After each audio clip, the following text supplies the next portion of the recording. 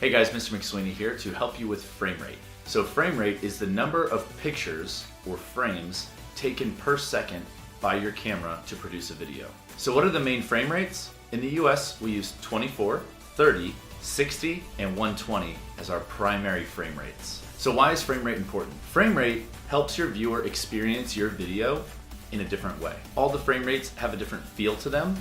So depending on what you're shooting, you want to make sure you're using the correct frame rate to tell that story. So when should you use certain frame rates? Think of it this way, 24 frames a second is what is the most lifelike looking. So right now you're actually watching this video in 24 frames a second. It'll look very normal and natural to the viewer's eye, and it's almost like they were there experiencing that as well.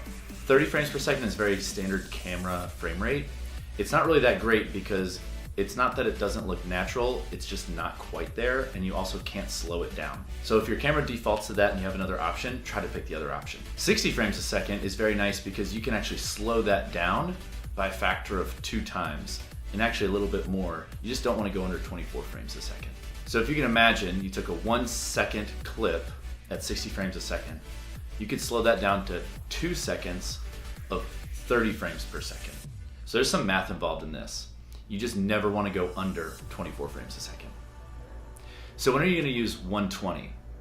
Well, 120 is like a super slow-mo where you can go between 4 and 5 times slower. I like to use this personally when I'm filming my kids because it lets me focus in on some movements that would normally be missed. So if you ever want to do something where there's some really fine-tuning movements that you want to capture, it also creates a lot of emphasis on whatever you're shooting because your viewer is able to really take a look at what's happening in the scene. It's typically used in really cinematic B-roll shots because that helps connect one shot to the next in a very smooth manner. Now, if you film in real time with 60 and 120, you're going to get a really smooth looking shot. It won't look very natural, but it will look nice because it's so smooth. It can help stabilize your video as well because you have more wiggle room in there. I hope this helps, and good luck.